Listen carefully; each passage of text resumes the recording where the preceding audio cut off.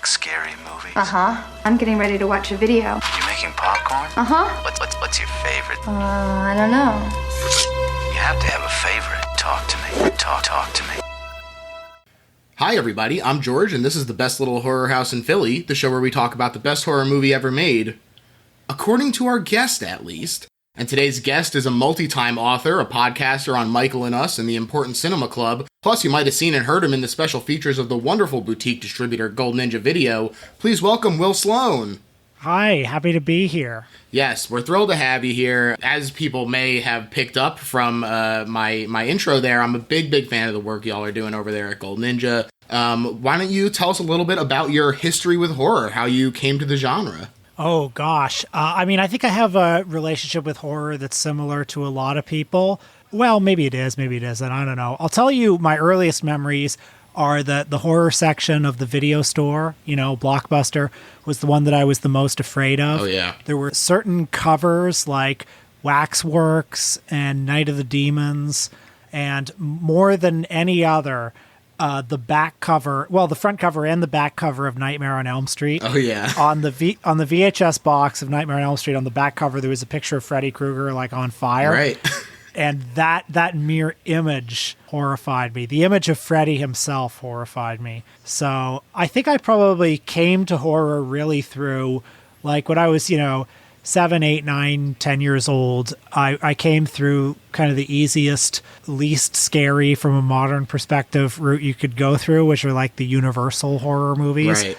I was and am a passionate fan of those. Then George Romero, of course, was very important. And then I would say, throughout my teenage years, just became more and more interested in sort of the more... I guess I was growing up when the sort of like Saw and Hostel movies were coming out. So that would have been ambiently around at the time. This isn't necessarily a favorite horror movie of mine, but I remember a particularly like powerful experience was renting Cannibal Ferox. Oh, yeah. Basically, not knowing what it was, not knowing what I was in for. And I probably saw that when I was like 15 or 16, which I'm sure there are 15 or 16-year-olds now who see all sorts of horrible things every day, and you would say, oh, that's nothing. But I'll tell you, when I saw it, it absolutely fucked me up. Yeah, that'll scorch your mind. Yeah. So I don't know. I could go on forever, but those are some early landmarks. Do you think that you have, like, a favorite subgenre? And, side question, do you think that differs for B-movies? Like, hypothetically, I love Supernatural, but feel like it needs actual money to shine in comparison to a low-budget slasher. It's a really interesting question. I don't think I have a favorite subgenre. Gun to my head, I would probably return to those, like, 1930s Universal horror movies. That's the realm that I love the most. It's the realm that I love being in. But beyond that, it's such a vast genre. There are so many different things in it. I'm very happy, watching a Friday the 13th movie. I love that 80s VHS sheen. I love a good shot on video horror movie. I certainly, I've come over the years to appreciate Hammer horror. Certainly, I love the sort of grimy 70s style that we're going to talk about today.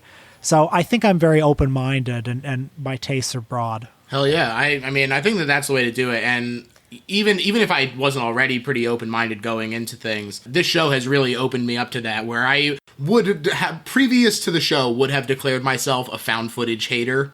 And now, thanks to, kind of going through and going into them with the perspective of like, well, someone has picked this as the best horror movie ever made, so there has to be something to it. And, that has really helped expand my taste. And also just being introduced to some of the gems, like, I had avoided the Blair Witch Project, and then I was like, oh, this is incredible for a reason. I was actually going to ask you a follow-up question on that. I'm curious what movie it was that... Because, like, when we were younger, there was a glut of found footage movies. Right. That whole post-Paranormal Activity kind of wave, when it really started to feel like, oh, okay, people have figured out this is a cheap way, a very low-budget way to make a found footage horror movie.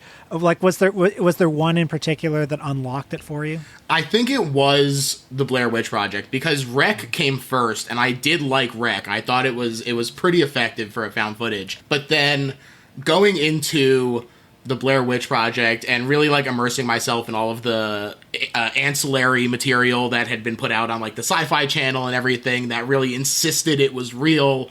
It really worked for me, especially also the accents are, it's the like Baltimore area, but it's very close to where I am as well. So it sounded a lot like the people that I might talk to in the suburbs around here, which definitely really helped it be pretty immersive in a way that like just wandering around, that was what made it scary in a way that I didn't necessarily experience with a lot of other found footage stuff.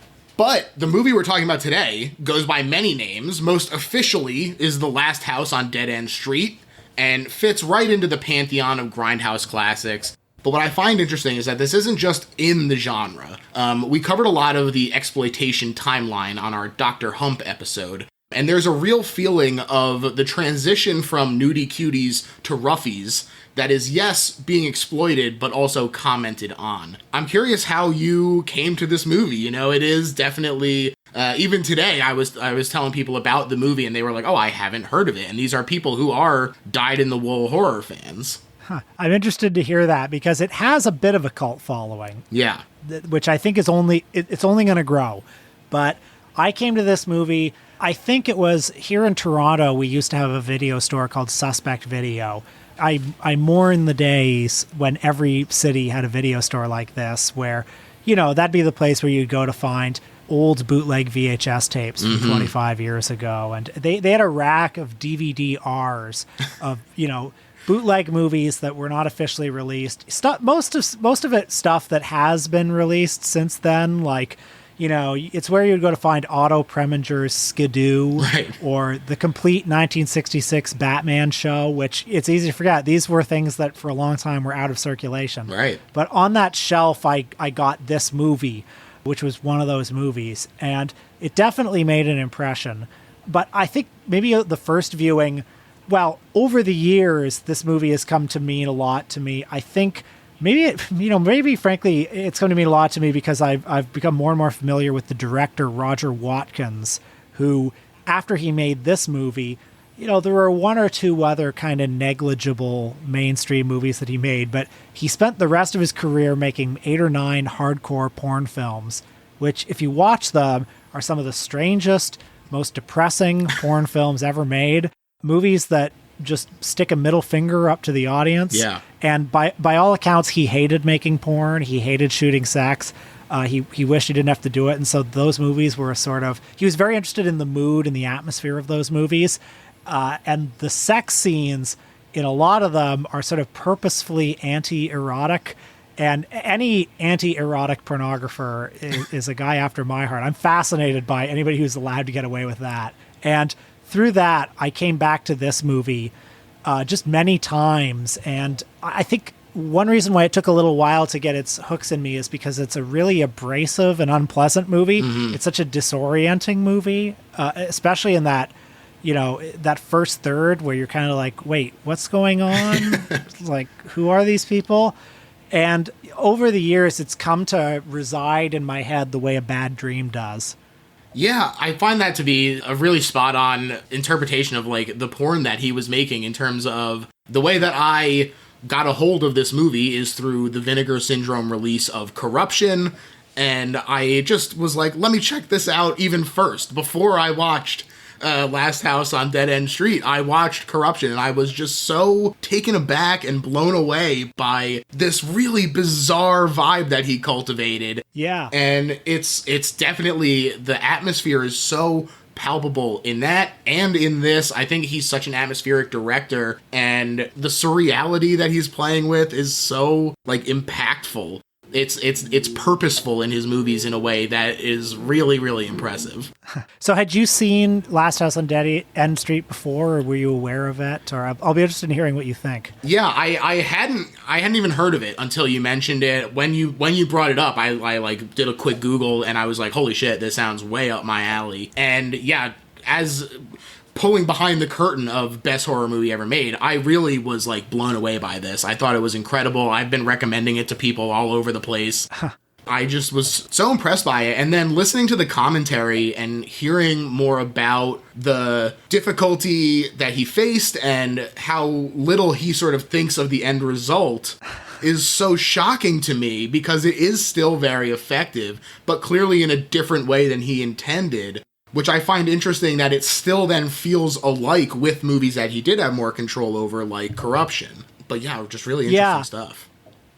I've heard that commentary too, and I kind of like him as a guy. I think he's very funny and unpretentious. There was a DVD of this movie, an official DVD that was put out in the mid-2000s that has like tons of extras. It has an appearance he made on the Joe Franklin Show of all things. It has, you know, an audio diary that he kept during the production. But in particular, my favorite extra is this like home movie that was shot of him making one of his last porn films, which is called American Babylon. One of the ugliest and most abrasive of all his films, which is really saying something.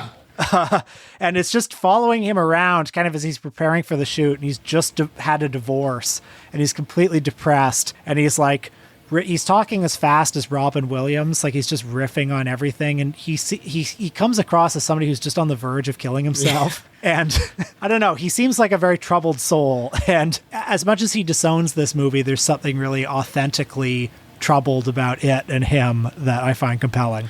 Absolutely. I think that that's a perfect way to sort of get into the context of the movie. The cynicism of the movie is definitely reflective of the time period as well. For reasons we'll get into, this movie was seriously delayed, but it was filmed in 1972, so the social tumult is quite visible. The high-profile MLK and Robert Kennedy assassinations, unprecedented coverage of the horrors of war in Vietnam, and most germane to this movie, the 1969 Tate LaBianca murders by the Manson family had people terrified of a long-haired homicidal drifter around every corner. Yeah, absolutely. And I mean, I guess Texas Chainsaw Massacre would have been sort of close to this. Pink Flamingos would have been made in exactly the same year, and I think there were some parallels to be drawn with Pink Flamingos, where it's also a moment where, again, and the movie gets into this a little bit too, as you alluded to, there was a transition from sexploitation to hardcore porn, and a real sort of feeling of, you know, 3 or 4 or 5 years after censorship, basically, the studio production code was over, this feeling of, well, what are the limits of what can be on screen? John Waters always said that one of the reasons why Pink Flamingos ends with Divine eating the dog turd is because they wanted to do something, you know, the year that Deep Throat came out, they wanted to do something that was shocking and you had to tell people about, but that was not illegal yet. and you know, this also would have been, as the boundaries keep being pushed on what can be shown on screen, there's this constant kind of socially conservative fear campaign about, snuff films. And are they making, so I hear they made a snuff film in South America. I think a friend of a friend saw one at a Times Square peep show booth, you know, all that. And this movie is really tapping into those ambient fears, just a general ambient sense that the kids aren't all right and the social fabric is falling apart. Yeah, it's so interesting. And our last episode was about It's Alive 3, Island of the Alive. And good film. Great movie. I'm a big fan of all of Larry Cohen's work. And we talked at length about his sort of reacting to the reactionism of, like, people being afraid of their children and this disconnect and widening gulf that he saw, and saying, like, if you just treat them like people, then they will, like, be normal. Or not, you know, for given a certain width of normal. But it really is, I think that there is a real fear in the air. That ambient fear that you're talking about is definitely getting tapped into. Mm-hmm. And fitting the mold of angry long-hair with a drug problem was Roger Watkins. He'd been making movies since grade school. He was ready to strike out on his own. As you mentioned, that true outsider art feeling that John Waters has, absolutely here in spades as well. And in December 1972, he gathered together $3,000, mostly loaned from his father, to make his movie At the Hour of Our Death. However, as I mentioned, Roger had a substance abuse problem, and of the $3,000, he spent about $2,200 on crystal meth and speed, leaving them with about $800 for a budget. This impacts the movie in two ways. First of all, as low as $3,000 is, $800 is much, much less. You know, I wonder about that story, because you read that all the time about this movie, and I want to believe it's true. Part of me thinks it sounds like almost too good a story, but But then I also look at what's on screen and it's like, well, $800. I mean, maybe. Yeah, he's scrapping together stuff from the theater department and stuff, finding a lot of props. If he's stealing film, which is plausible. Yeah. He said, I knew I couldn't make Citizen Kane for $800, but I could make something shocking. And a big part of his method was also being very improvisational. He said that they basically scripted out 2 scenes. The rest was basically just, what can we find? What can we do? The second way it impacted the movie is that while meth is euphoric at first, a long-term effect is the exacerbation of his already manic-depressive nature. I saw it described as, quote, shutting down your tender feelings, leading to a movie that's not simply harsh or intense, but more like your dad making you smoke the whole pack of cigarettes because he caught you with one behind the shed. Yeah. It never blinks. There's no admittedly thematic but comical music like in The Last House on the Left. And despite the amount that was cut, and possibly because of the sloppy work, it never feels like there were concessions to make it accessible. Like, it never feels like someone said, what is the mainstream audience, like, how can they get into this? It feels like a personal work. Yeah, and I mean, the title, which of course was a title that the distributor added many years later, but the title invites comparison to Last House on the Left. Right. And, I mean, I love Last House on the Left. I think it's a great film, but I like this one better because it doesn't have any of those. It doesn't have the catharsis at the end. I realize it's a bit of a Pyrrhic victory at the end of Last House on the Left, but nevertheless, it gives you some comeuppance. It gives you some catharsis, and it doesn't have that running gag with the cops and the lady. Yeah. In fact, it barely, perhaps because of the cutting, it barely even seems to hang together at times. And I'm always looking in movies, but especially horror movies, for something that captures the logic and the feeling and the unease of a dream. And I think this movie has that in spades. Absolutely. This whole vibe, it makes it feel like it's not just locked into the actual act as the thing to repulse us. Our frequent POV shots and just being forced to confront death at all times makes the whole thing feel sick and kind of like we're complicit, especially with the commentary on the pushed boundaries. To me, this winds up feeling like a less smug Funny Games. Yeah, and actually the POV is interesting because I'm never quite sure exactly who we're supposed to identify with in this movie. I mean, I guess, by default, it's the Roger Watkins character who we'll get into.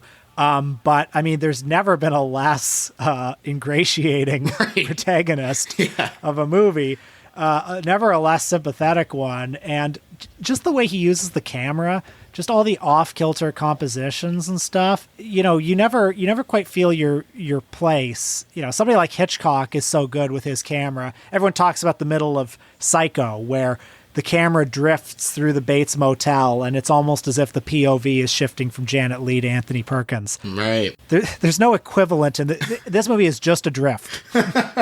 Absolutely. And that blurred line between reality and fiction is absolutely purposeful and a big part of why the movie is so effective to me. And it also does lead to that controversy that you're talking about. Everyone involved in the movie used pseudonyms, which of course, in conjunction with the lack of availability, sets imaginations ablaze. Rumors abound that this was indeed a real snuff film, which I find to be an interesting combination of high praise for the atmosphere and effects, while also damning them for a perceived unprofessionalism. We did compare it to something like Last House on the Left, and as brutal as it is, it's clearly a movie.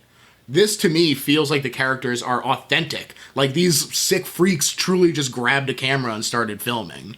That's another thing about this movie. If I'm looking for a movie to actually scare me, I mean, take a movie like The Shining, which might actually be my choice for greatest horror movie of all time. But I figured that'd be a boring choice. Right. But on some fundamental level, I know it's Jack Nicholson. Mm-hmm. He's the most famous man in the world. But this, it doesn't have those, it doesn't have that safety net because you don't know who these people are. And even if you're conscious of the fact that, well, it's constructed and some of these gore effects look like gore effects, the people in the movie, you think, well, who are these people? What brought them to this movie set? Right. Are they okay? There's a kind of documentary, maybe there isn't a documentary quality, but it can feel that way. Yeah. It feels authentically like something that somebody pulled out of a dumpster. And the internet, of course, exists to ruin that sensation by, with every mysterious movie you can look up and find everything about the production. But if you're lucky enough to go into this one kind of blind, it can have that power. Absolutely. I definitely felt it. I did as little looking into it as possible, and I definitely co-sign that as the best way to handle this. But Roger was passionate about film and horror in particular. He talked about his favorite directors being Wells and Bergman. Another interesting connection to Last House on the Left, which isn't just influenced by Bergman, but adapts The Virgin Spring. And he also talked in an interview with the Rockland County Journal-News about how, quote, Americans love violence the way they should love sex, musing that his movie was getting an R but should be an X, while movies with sex got the X because it frightened the Puritans that landed on Plymouth Rock and took control. And the violence on display is, as I mentioned, highly influenced by the Manson family. In that same interview, he went on at length about the urban legend, presented as fact, that Manson actually filmed his murders, then sold them to underground distributors who had the same surprised how real it looked reaction that we'll see in the movie. Manson also supposedly wore a Greek god mask like Terry, but according to this story, Polanski was also on the circuit, surreptitiously making simulated snuff films and getting much more heat despite their fake nature. That competition led to Manson's decision to take him out and make a movie at the same time. And Roger said, quote, the whole Polanski thing was as sick as Manson. You can see it in his recent films like Repulsion and especially Macbeth. And I must admit, there is certainly some gruesome violence in Macbeth. It's frequently considered to be his response to the murders, but I also definitely didn't find any evidence or really even much association to a history of snuff, besides one guy talking about VHS he watched called Confessions of a Blue Movie Star, aka The History of Snuff, where Polanski, quote, reveals his Marxist-Leninist plot to undermine capitalism by claiming it facilitates a market for extreme content. So not the most reliable source, but I did think that even if it's just him believing that, it does tie into the text of this movie. Well, I'll tell you, if Polanski in the 60s and 70s was making snuff movies, I bet they were really well shot and brilliantly edited and, just fucking work, Yeah. No wonder Manson was pissed that he was getting the heat. So they film at SUNY Oneonta with the help of a Professor Paul Jensen, who played the blind man, and the movie crosses the finish line with a runtime of around 3 hours. The name had changed to the Cuckoo Clocks of Hell, a reference to Vonnegut's Mother Night, wherein they are awful and cacophonous, but once every 1,000 years tell the right time, and then again to Funhouse. Which, I'm just curious, what do you think is the best name of the suggested ones? Well, I realized that Last House on Dead End Street is kind of a tacky name because it just rips off another movie. Mm-hmm. But I think I like that name the best. Mm-hmm. I think it's the least pretentious one. I mean, Cuckoo Clocks of Hell is fine. I would take any of them. Yeah. But I don't know. I do like. I like that this movie exists as, like, this is a true Grindhouse film. Yeah. It has a real Grindhouse title. I definitely agree with that. I will also say, though, that I am a big Vonnegut fan, and so I have definitely a passion for the Cuckoo Clocks of Hell as a choice, especially because it also feels very Giallo-esque. It feels like it would be an Italian title. I don't see a huge Vonnegut influence in here, no. But maybe you can detect some. No, I think there's not a ton of humor. There's definitely a few jokes here and there, but none of that wryness that comes across so much in the Vonnegut. But he was initially a literature student, not a film student, so I guess that's why. Now comes a lawsuit. Not for any allegations of actual murder, but because Barbara McGraw, the woman seen in the black and white footage as an example of Palmer's stag films, said the use of her image was libel. However, the court determined that the scene would need to be used in advertising to be libelous, and the jury's verdict said, quote, in our opinion, a film strip which includes a scene of the plaintiff posing in the nude does not necessarily impute unchastity. So they said the movie can go on. This did drag the release all the way to 1977, during which the distributors hacked the movie to pieces, rename it Last House on Dead End Street to capitalize on Craven's iconic film, along with the tagline of, it's back, the evil that had you screaming it's only a movie, truly really claiming that they're a sequel to this, but very funny stuff. And by this point, Watkins, I guess, had completely disowned the film, or had basically disappeared into obscurity. I understand that I guess he was under a pseudonym originally, or was it that did he have his name removed for this version? I can't remember exactly what happened. I believe it was as they were editing it, he said, like, take me off, like, I don't want my name associated with this at all. But at one point, like, very early on, all of the names were the actual names of all of the people, including himself. And then partway through, they changed it to just be the first name was everybody's actual name. And then even further, at the end, he said, I don't want to be associated with this at all. I understand that for years and years, Vinegar Syndrome has been trying to get some kind of longer version of this movie. They're in contact with somebody who has it, and for some reason or other, they haven't been able to seal the deal yet. I would love, of course, to see a longer version. I don't know how longer this version is, if it's the full 3-hour cut. But, at the risk of praising the producers who hacked this movie to pieces, I do like what they did with it. I totally agree. It's so fascinating because you listen to the commentary and Roger is so angry about it. Like, and certainly I can understand it. I would be too, I'm sure. Yeah. Yeah, absolutely. And he said that he basically never watched the movie because it just pissed him off. I thought it was kind of cute. He was frequently very grateful to the moderator, being like, thank you for making me have a good time during this. I was really worried about it. It was very cute. But the dubbing was the major example of this. It was done for the long version and worked, but when they cut together the new footage, it wasn't synced. He had some choice words for Bernie Travis, the editor responsible for it, who he was like, I heard he committed suicide. Good. Unpretentious, as you said. But on release, it did shock the world. Drive-in audiences and Grindhouse patrons alike, all agog at the intensity, the surrealism, the seeming authenticity. Did eventually fade from the cultural conversation at large, but maintained a copy cult following from those who had bootlegged the movie and so those who spread the rumors of true snuff. Adam Rockoff, writer of the I Spit on Your Grave remake, said, quote, "It was one of those titles that was almost like an urban legend. Before the internet, if a movie couldn't be found in the video store, and Dead End Street certainly couldn't, you gleaned what you could about it from Fangoria or word of mouth. But I couldn't even find anyone who had seen it. All I knew about it was that there was supposedly some twisted scene involving a deer hoof. Dead End Street was different. Nobody knew anything about its director, Victor Janos, and all the actors used pseudonyms. It was as sleazy and nihilistic as you can get."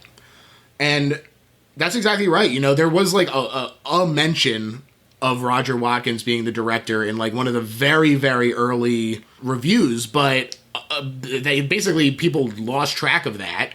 And nobody knew who Victor Janos was until 2000, when Roger Watkins himself revealed the truth on a flesh and blood message board. And meanwhile, all these years, he was just hiding in plain sight, directing all of your favorite films. Her Name Was Lisa, Cosmopolitan Girls, The Pink Ladies, American Babylon, all the movies you've seen over and over and over and over and over again. Of course, I felt so foolish having not recognized all the hallmarks as soon as I saw it, but it was also very funny reading theories about how Victor Janos was an anagram for Eric Jason, which was a fake name for Enrique Yesutos, a person who also doesn't seem to exist.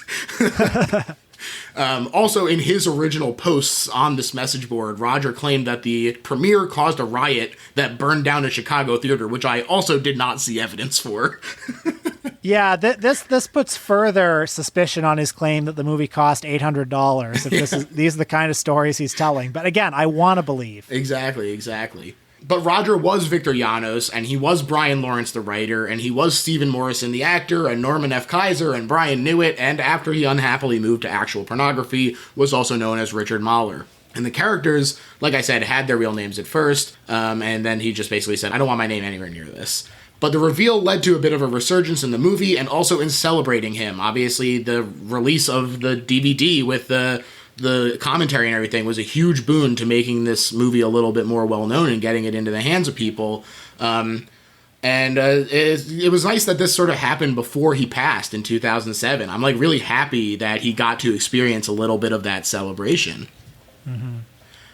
But the legend grows, and the DP who worked with him frequently in his later work had a lot of nice things to say, that there was a real vision and Roger knew what he wanted to accomplish, but was also very open to collaboration, input from the crew, lots of experimentation, and said that it was sad his drug troubles took him out of the game, but the way that, quote, some people are music, Roger was film, which I find to be a pretty interesting quote when taken with the manic despair of this movie and sort of how difficult it can be to get your work noticed. And I gotta say, I actually find something kind of inspirational about him.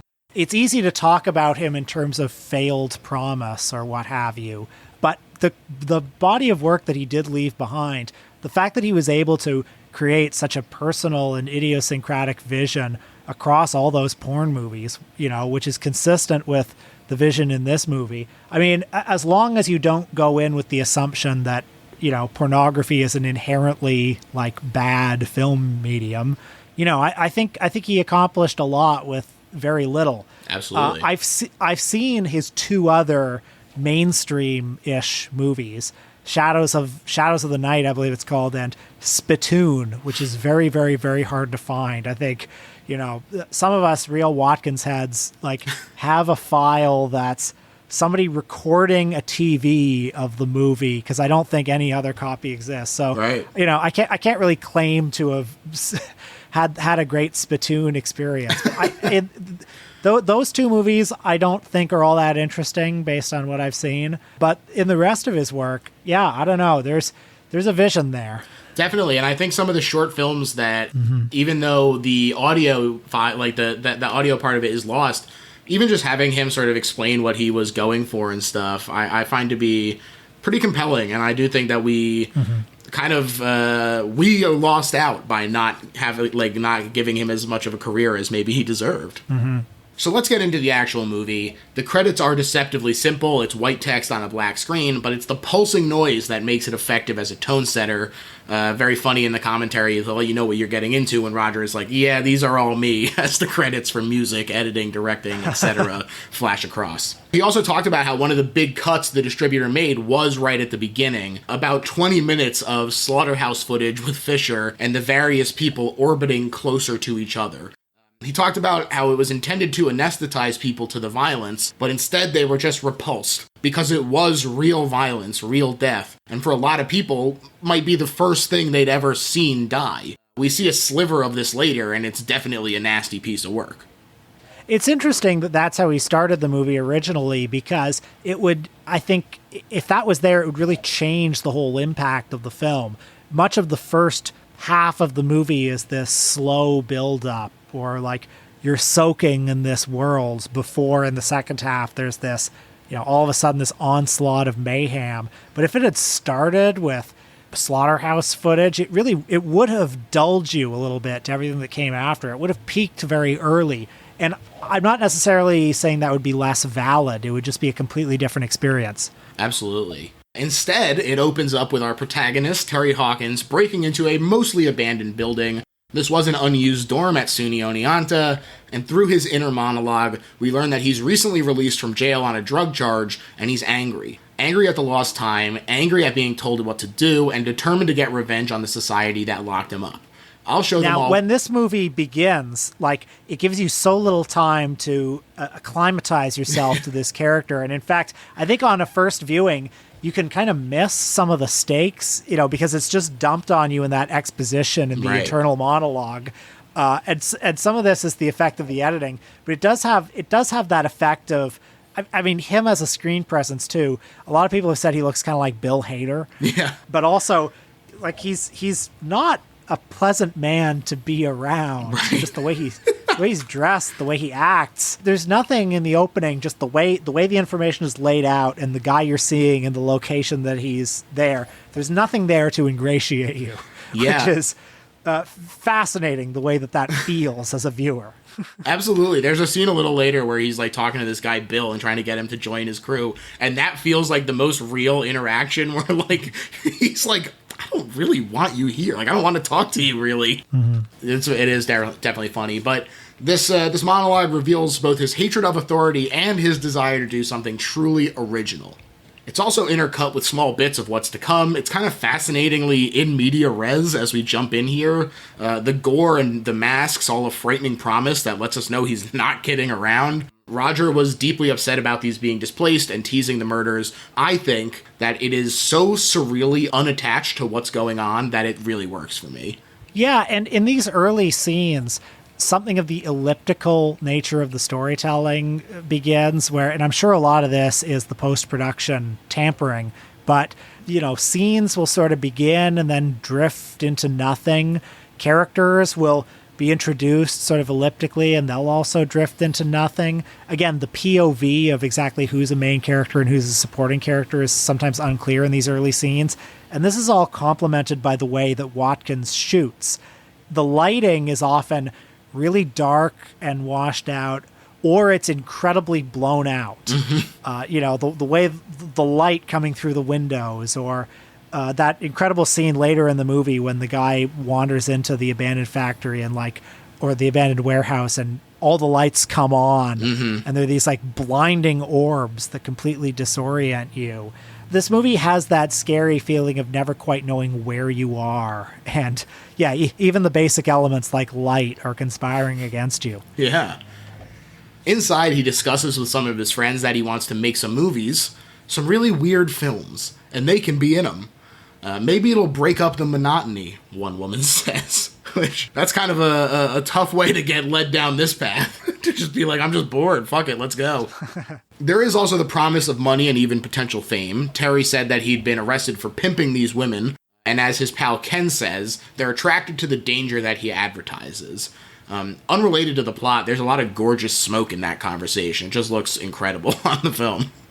I do like that this is a movie, too, that doesn't feel very distanced from the world that it's depicting.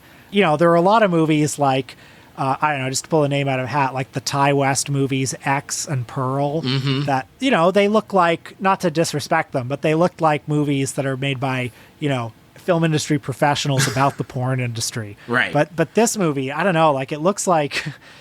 It looks like exactly the same rung in terms of production value, in terms of its place in the industry. Yeah. Absolutely. And honestly, I think that the makeup department did a really incredible job in terms of that feeling of authenticity where they're oh yeah, later these two women are talking about prostitution when you're starving, it's fine. It's a quick buck and you gotta do what you gotta do. And you're are these maybe real sex workers? Yeah. It really is powerful that way. The thought does cross one's mind, especially given that you can imagine that being in this movie is no more prestigious than being in a pornographic film. Right. I'm thinking in particular of that blackface scene early on. Oh my gosh, yeah. A movie that has a scene like that, it's well, you can write off any hopes of running for president later. He does also mention that they'd made some stag films but couldn't sell them. Nobody is interested in sex anymore. They're looking for something else, he says. Ken recommends Terry look up Nancy Palmer, a chronic philanderer and rough sex enjoyer, whose husband works as a porn director. Funny enough, according to Professor Paul, the name Palmer was taken vindictively from a student at SUNY Oneonta who snitched that Roger was using school equipment for a personal project. Which, that kind of personal touch is what I love about this movie. Yeah, completely. There is also a certain deranged dark humor to Ken seeming to have it mostly together, then suddenly revealing that he was arrested for having sex with a dead calf while on the job at the foreman of the slaughterhouse. It's good stuff. Whoa. This is the world we're in, Don't you just love being in this world? It's wild. And they said this is nothing compared to what got cut out of the original 20 minutes, which is tough to imagine. But then Ken's repeated farewells as Terry heads out are very funny. This Ken guy, he's a character. He likes women with tits like bananas and leather.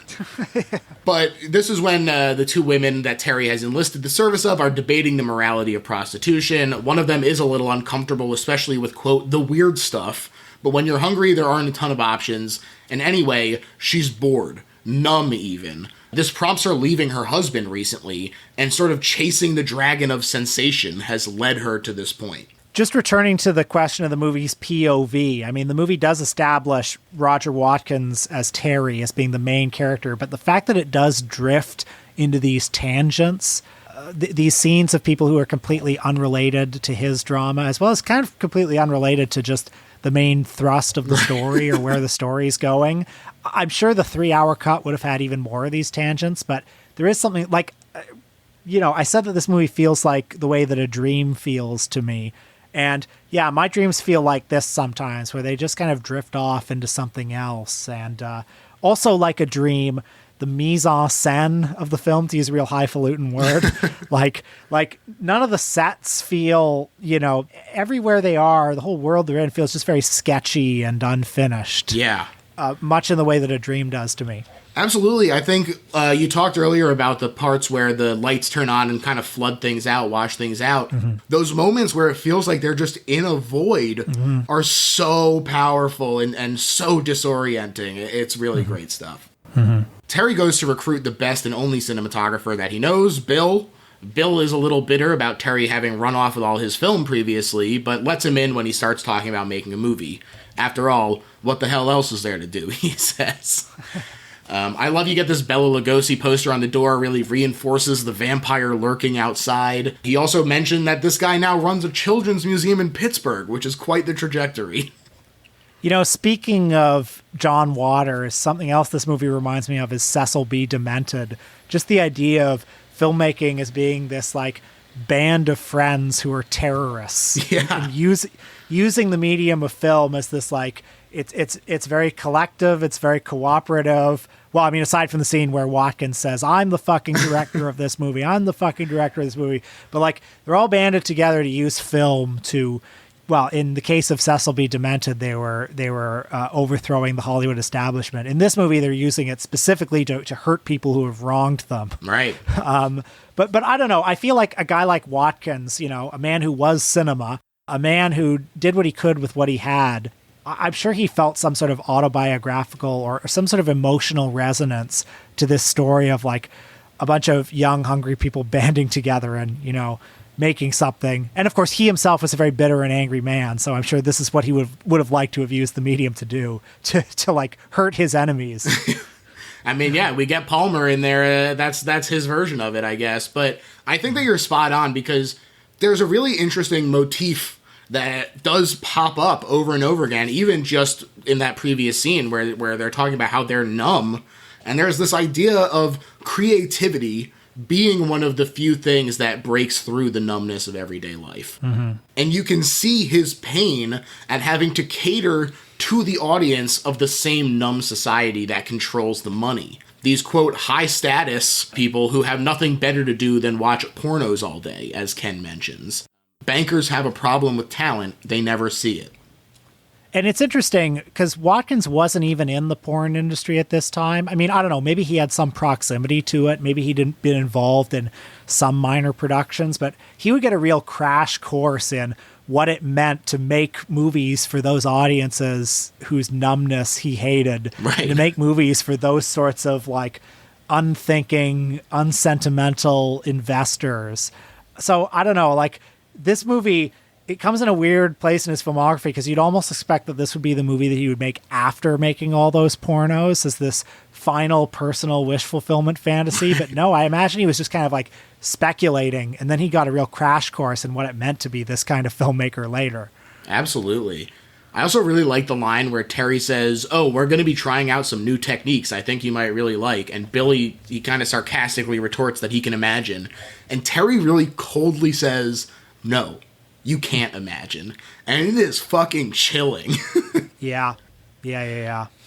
Bill here is reading The Movies by Griffith and Mayer, the Citizen Kane book by the GOAT, Pauline Kael, and a book from the Film Focus series, and one more that I couldn't distinguish, if anyone is trying to clock Bill's influences. But next we visit the Palmer residence. Mr. Palmer is hosting a sex party that he seems eager to avoid, hanging out in the library instead with an admittedly cute cat.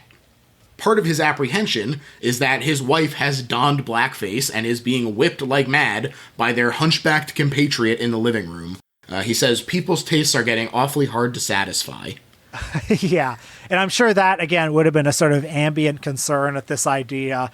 You know, this was filmed the year that Deep Throat came out, and there would have been this, and that movie came out after literally decades of the envelope being pushed further and further and further from, okay, we have nudist camp movies, then we have roughies, and now you can show an erect penis in a film, and right. Oh, now you can show sexual intercourse, but in the context of a documentary, right. Quote unquote, and now, you know, and now there's Deep Throat, which is playing in movie theaters for God's sake, and where could this go? Absolutely. Gone are the days of USS VD, Ship of Shame, where the only way to see a dick around here was one covered in sores. Hell yeah.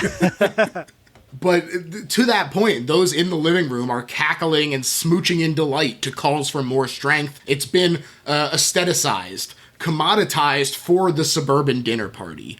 The only one who is casual leaves, revealing himself to be Steven, the producer behind the Palmer's porn. Mm-hmm.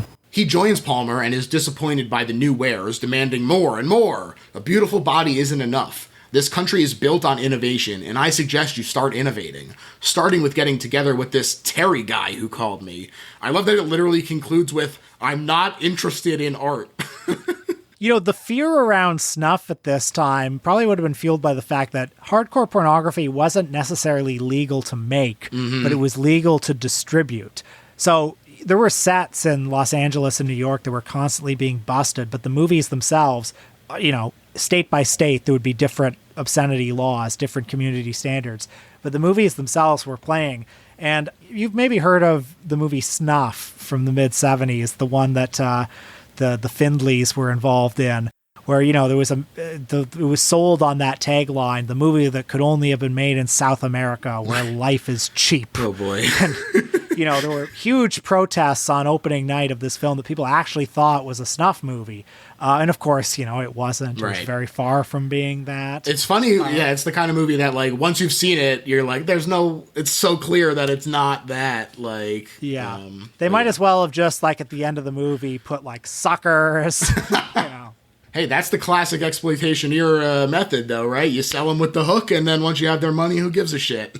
Yeah. And, it's funny because now I think it would be much easier. I mean, it depends on what your definition of a snuff movie is, but it would be much easier to, like, again, depending on your definition, they do exist. Yeah. People watch beheading videos all the time. That's right. Go on rotten.com and you'll see the worst shit you ever seen in your goddamn life. Yeah, exactly. But at that time, I don't know. I do kind of wish I could recapture the feeling of watching this movie, not even in 1977, but just as a potential buyer in the year 1972 and trying to make head or tail of it. Yeah, it is wild. Part of what I find, even though I am not really a fan of funny games, part of what I do find interesting about it is this sort of purposeful cultivation of the barrier between film and reality, and how we have sort of come so far from when we were jumping out of the way of the train pulling into the station and everything. And this, I think, really, it works in such a fascinating way where it comes out at a time where people are more inured to horror and to what it can look like, but there's still, I think, a little more suspension of disbelief that happens, a little less cynicism in the way that people viewed movies and stuff, that because you weren't so connected to everybody at all times, and like you said, seeing every piece of behind the scenes footage and everything, you kind of did just like believe it when people said this was a real thing. Yeah, it's true. I would love to go back and be part of the audience that thought the snuff footage from Emmanuel in America was actually real. Like, can you imagine? Yeah. And then you see Cronenberg, his eyes light up and he says, I've got an idea for Videodrome, baby. Yeah. But Terry is starting production, and in fact putting these creepy translucent masks on each member of his group while he wears a Hellenic statue mask. These masks were highly influenced by Eyes Without a Face, another classic, and there is an uncomfortable blank beauty that he alludes to in that. Furthermore, the Greek statue and drama masks call to mind the origin of performance and kind of juxtaposes this as the endpoint of extremity compared to that origin. So, But he loves the new look. He embraces a new label of vampires, which I find very interesting in terms of taking life to feel alive, sort of a human interpretation of the monster. And the first that they take it from is the blind caretaker of this abandoned college. He's tied up, and while the women hold him and sweet-talk him, suddenly the caresses become something more, something much more, something bold, and Terry strangles him. Just imagining the context of when this movie was made, too, I think for a lot of people, not to get too, like, armchair sociologist by bringing the Vietnam War into this, but for a lot of people that would have been a very shocking and like sobering thing of like, wait, maybe America isn't the good guy. And then for a lot of people seeing the Manson murders, there would have been this feeling of like God, what there are gangs of people who are just doing this. Like, what happened to our sort of shared morality, our shared sense of values?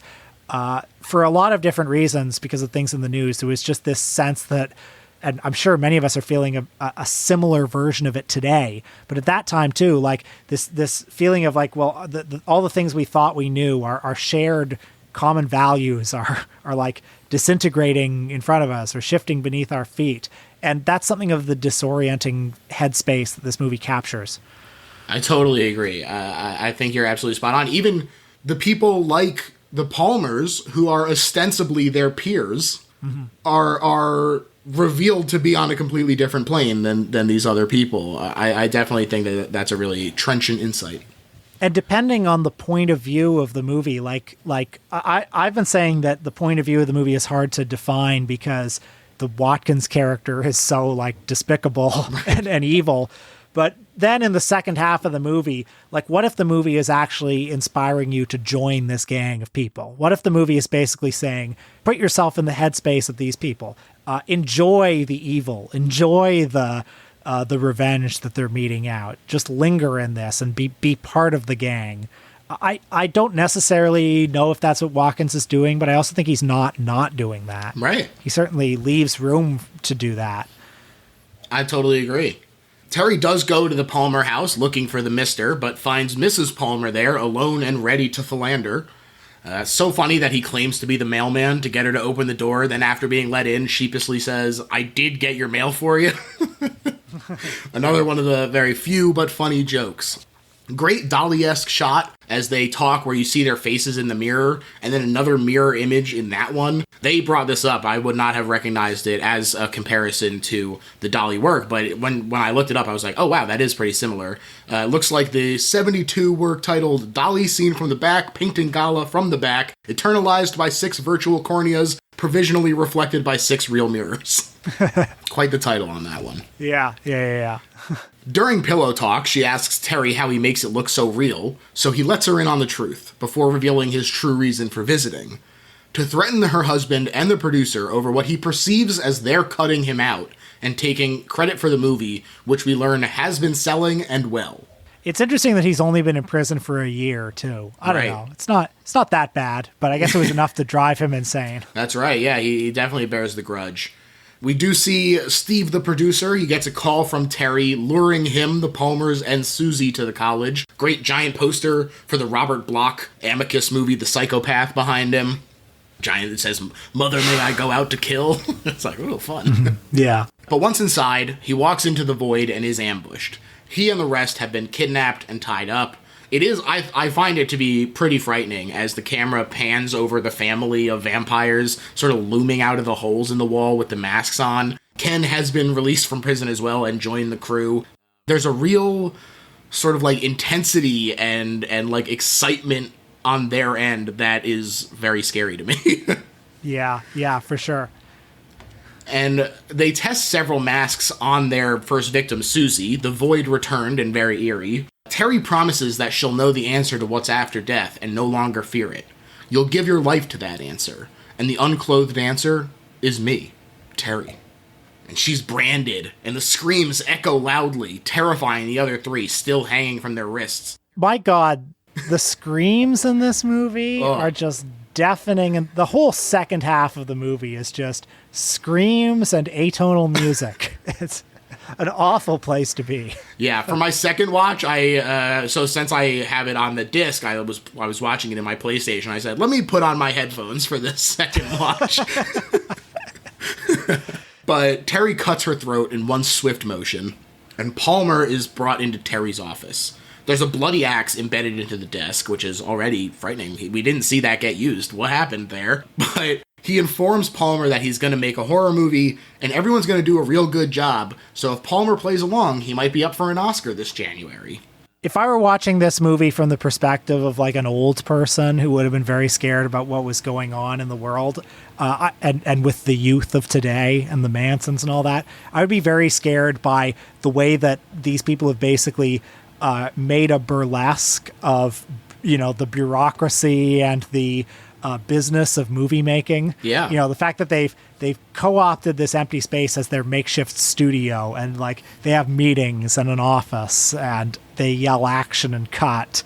the way that they're doing this all to basically make fun of the rituals that we've established to make a society, you know?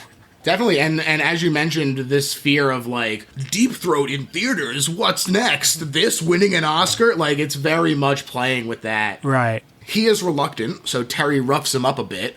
Meanwhile, the actors cackle with glee and do a farcical chorus line, which actually reminds me of the Sallow climax quite a bit in this moment, which, interestingly, the timeline is kind of funny there, because it came out 2 years prior, but remember that this was actually filmed in 1972, so this did beat that to it. There is something also very Sadian of the idea in this movie of, well, you know, if we're in a sewer, you know, if there is no morality in this world, and like for the Roger Watkins character in this movie, like he's been cheated out, you know, he's played by the rules and he's been completely cheated out of everything. It's like, you know, as the Marquis de Sade himself might say, like, well, then why not just embrace the actual rules of this world and just enjoy the carnage? Absolutely. Enjoy the pain. And there's a huge difference in their joie de vivre compared to the numbness that we had seen earlier from everybody in the gang. And this is where he says, keep your mind on the movie. I love that stuff. Yep. But suddenly Ken realizes, oh, he doesn't want to make movies. He wants to be in them. And the women hissing put him in the movie, and suddenly they have the masks on again, and Bill the cameraman pops up too. It's legitimately so eerie. You know, even today, as disaffected as we all are, I feel this movie is so effective at the right moments, where it is so good at not, you know, people might go into it for the gore, but I think that it delivers on the atmosphere in such a palpable, interesting way that is where the real scares come from, in my opinion. And there are also things in this movie like, the deer hoof scene, you know, who's done anything like that since? It's just a completely, you know, like I don't think the movie has necessarily been tamed by time, because certain of the things in it are just like so one of a kind. Yeah. And Palmer does try to run, but he's cornered atop the metal stairs. I love this touch that you see Terry mocking him, but the audio isn't there. And back downstairs, Ken introduces his quote-unquote movie starring Palmer. They're just standing beside like a cutout portion of the wall where Ken stabs him in the gut and tosses him over the ledge. Roger in the commentary got a little self-conscious, but humorously so, and he was like, this was probably a little pretentious, but this was supposed to be like a parody of the Greek tragedies where the violence happened off stage. I like that. Yeah, I was like, all right, man, I'll take that. Yeah. Terry flips out, though. You got no right coming out from behind that screen. I'm directing this fucking movie. Yeah, and that feels like that's a real film director's moment, you know? I'm sure one could write their university essay about like authorship and megalomania and Last House on Dead End Street. Like, you can imagine Alfred Hitchcock watching that scene and being like, yes, I identify with that. That's right. You had your chance outside, he says. Like, you gave that up. Now it's my turn. In the commentary, he grumbles that the quote-unquote fucking morons who chopped it up removed the moment that to him makes this make sense to save 25 seconds. Basically, Mr. Palmer goes crazy from the attack and starts to actually direct his death. And that is what pisses off Terry. But I think it still works 1,000% in this capacity, so what can you do? As Terry beats him to death, though, there's an echo of the living room from before as one of the women claps and yells harder, and it feels like when they're whipping Mrs. Palmer in the living room. Just really, really great sort of callback to that. Yeah. Should have stayed back there where it was safe. I also thought was an interesting line in terms of like, just don't push the boundaries, like that's where it's safe, but I can't do that. I need to be out here where there is that thrill and danger. Just a random thing, but I also like that this movie seems to take place during January, which there's a particular vibe to, you know, the post-Christmas, you know, pre-spring time of year that's just miserable. And it adds to that. Like, it's so bright, but it also looks so incredibly cold, and it just adds to that ill-fitting, itchy sweater feeling of this movie for a lot of the time. Yeah, I totally agree. I do think that it's the kind of thing where you don't even necessarily notice it a ton because it's they're not outside that much, but in those moments where they are, you sort of subconsciously take it in, where it's just these like gray skies and like that feeling of coldness that comes off of him as well. Mm-hmm. The sparse trees and stuff, yeah. Mrs. Palmer is trying to stay calm, saying, maybe this is all a joke my husband is pulling to get back at you, Stephen. I love this yell. This is no joke, Nancy. This isn't even a movie. This is for real. Yeah. I love that too. You bet your ass this is real, Terry says. And he wonders how he's going to sell the movie, but these things have a way of working themselves out, he says. Mrs. Palmer is next. She's strapped to a table and operated on, for lack of a better description of her torture. Oh my God. I mean, this scene in particular, too, the way that he just lingers in it. Oh my God. I mean, it's like, it's a very Herschel Gordon Lewis kind of thing, but with none of the, well, I was going to say none of the joy, but I guess from a certain perspective, it has a certain kind of joy. Yeah, it's very unnerving. It is the scene from which the opening moments are taken, and it is the violence, but like one particularly good shot that I love is after she's passed out from the wounds, and they're all just like gathered around her. There's a close-up of Mrs. Palmer, and she's facing away, but there's an unblinking mask that she's staring into, and it's staring directly at us, the camera, and you just go like, God, these masks are so like upsetting and frightening. It's really great. What do you think of what is it about those masks? Is it that there's a sort of emotional distance that they place? Like you're seeing this incredible horror, this incredible sadism, and there's not even a human face to it. Like there's something powerful about that. Absolutely. I think that part of what makes it interesting for me is that ordinarily a mask is designed to like cover your face up and stuff, but these, because they're translucent, still kind of reveal something of you, but smooth out the features a little bit. Mm-hmm. And there's another moment that I'll point out, but there's like a scene where they're holding the mirror up to Stephen while he's licking the deer hoof, and the mirror falls away, and there's just one of the vampires wearing the mask where the mirror was. Mm-hmm. And I think that this idea of like the featureless evil that takes the place of his own reflection is like kind of like, there is evil in each of us, and like it's released in these moments, and I think that the mask as sort of that emotional distance from even their own feeling that this is evil or immoral is a huge part of why it's frightening. Yeah, definitely. There is also a big toothy smile set dressing reinforcing the predator vampire thing going on, and they wake her up with smelling salts so that she can see their handiwork of cutting her legs off before tearing open her guts with some garden clippers and pulling out the organs for inspection. Very funny in the commentary when Roger is like, he like kind of mumbles this, but he's like, probably 3 times as much as there should be because it's cow guts. Yeah. I'd rather have too much than too little in a scene like this, right? I'm always saying that. Whenever someone's like, should we get 1 package of cow guts for the scene or 2? I say, get 2. Better have it, not need it, than need it, not have it. Amen. So next, Terry goes to visit Steve. How you feeling, man? Scared? Just a little bit scared? Don't be afraid of me, Steve. This is next to the rotting corpse of the blind caretaker, so a little hard to believe him, perhaps. And Steve is given a chance to run, but goes right into the basement where Ken is waiting for him. And Ken grabs him and the vampires cackle with delight, hyena-like as always. They really do feel animalistic in a lot of these scenes in a very effective way.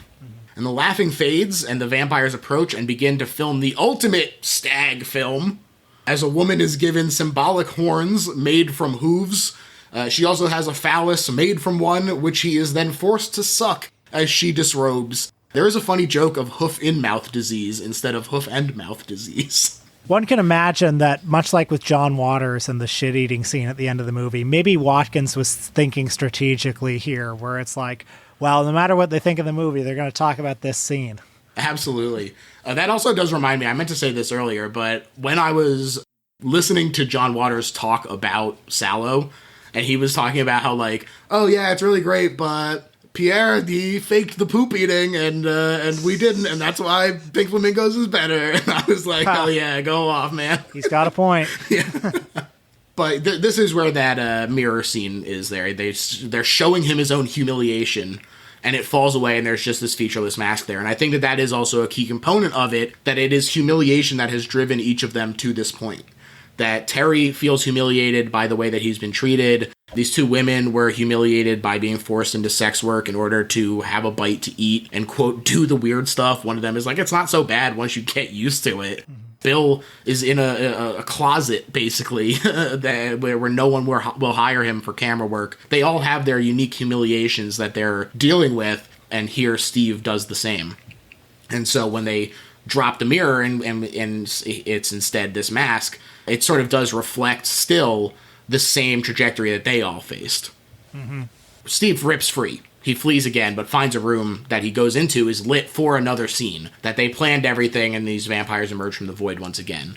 And Roger said another thing that he was really pissed about getting cut was, in an homage to 2001: A Space Odyssey, Steve originally emerged into his own home and wasn't sure if he'd been drugged or what before being grabbed as he collapses into the chair. And he said it was very disorienting. But I still, again, not to keep disagreeing with Roger there, but I do find it to still be very disorienting and great with there being one step ahead of him at all times. You mentioned Funny Games, and I don't like that movie that much either, but I mean, I guess we're still talking about it, so it has, Damn you, Haneke! It did something. Yeah. But much like that movie, I mean, that movie sort of plays with your expectations about, well, it sets it up, and then there's going to be torture, and then they're going to get their comeuppance. And that's the, the formula that movies always, like the Friday the 13th movies always do that. Jason kills, and then he gets killed at the end. But with this movie and with Funny Games, that doesn't happen. It's a straight line. It's death and death and death and death. And they killed everyone. Yeah, there's nobody left to get revenge on them. And so much like with Funny Games, I guess there is an implicit question of why are you watching this and who do you sympathize with and do you enjoy this and why? Yeah, it really is interesting and does also put you into the position of, they've talked so much about having to push the boundaries in order to sell something. It really does make you question, like, oh, am I contributing to that? Yeah. Terry takes off his mask, he approaches with a drill, he swishes it around in the eye, and he stalks out, wearing a splash of blood and a smirk on his face. I do really love this triumphant departure. I do think that the single line works for me in terms of feeling horrific. It is awful like that, and it's so funny because you get this heartbeat over the credits, and the voiceover jumps in. And it says, Terrence Hawkins, Kenneth Hardy, Kathy Hughes, Patricia Kuhn, and William Drexel have all been apprehended and are in a state penitentiary. And you go like, sure, Jan. Like, I don't fucking believe that for a fucking second. Yeah, that ending is so strange, and I actually have a bit of a mixed reaction to it, because on the one hand, it feels very, like, Poochie died on his way to his home planet. It feels very like it was added at the end. Like, were they worried about censorship or something if they didn't say, don't worry, they were arrested? But it's also so dissonant and so outside of, so obviously tacked on at the end that, I don't know, I find it creepy in a way. I don't know. I do absolutely see what you're saying, where, like, it makes the veracity of what you had seen almost feel more real. Yeah. Because that's so fake that someone said, well, we need to throw something on, otherwise they're going to come arrest us. Yeah, it doesn't make me feel better. Yeah, absolutely. I think it totally works, and I think it's a really great ending. And now, Will, we've reached the part of the episode where we sum up why this isn't just a good horror movie, but is, in fact, the best horror movie ever made. And I'm going to let you start. Why it's the best horror movie ever made. Well, a horror movie is supposed to be scary. And this movie has all the things that make me feel scared. The feeling of not having any reassurance, the feeling of not knowing where you are, the feeling of not knowing where this thing came from, the feeling of not knowing, like, did people actually get hurt making this movie? And are the people who made this movie okay? To say nothing of the things that it depicts, which are terrifying. So for all those reasons and more, I am going to call this, sorry, Stanley Kubrick, sorry, James Whale, I'm going to call this the greatest horror movie of all time. Absolutely. To me, this is the greatest horror movie ever made because there is such a feeling of authenticity, not just in the terms of, like, do I believe this is snuff or not? Mm-hmm. But there is a feeling of authenticity as an artistic work, mm-hmm. where I think that Roger really kind of puts his heart on his sleeve for this. And that heart is a little bitter and it's a little acerbic, but damn it, it's him. This is him on the fucking screen. I think that he does such a interesting job of giving this plenty of interesting pieces to still grab onto, all of these comments about film and our sort of place as an audience member in it, but still making it horrible and horrific and really engaging with it as a piece of horror media as well, in a way that I do not get from funny games. And I think that that is a huge, huge difference in terms of why I like this movie a lot better, where that is just lecturing. There's none of that smug distance in Yes. funny games, you Right. know? Like, this movie is down in the muck. He likes horror movies, and Haneke doesn't. Yeah. And I think that it really, it just feels so good to still be, like, able to be scared by stuff. And, like, all these years later for this movie filmed in 1972 to still be more effective than many of the things that I see today is so fascinating and so incredible. And I just have to say that this is the best horror movie ever made. It feels so real. Even after I've looked into it and talked about it and done all this research and read the commentary or listened to the commentary and stuff, I still go like, wow, there's a feeling of danger around this movie. Yeah, because, like, even if it's not actually snuff, which it obviously isn't, you're right that it feels authentic. It's an authentic capturing of a feeling. And that feeling is scary. Couldn't have said it better myself, Will.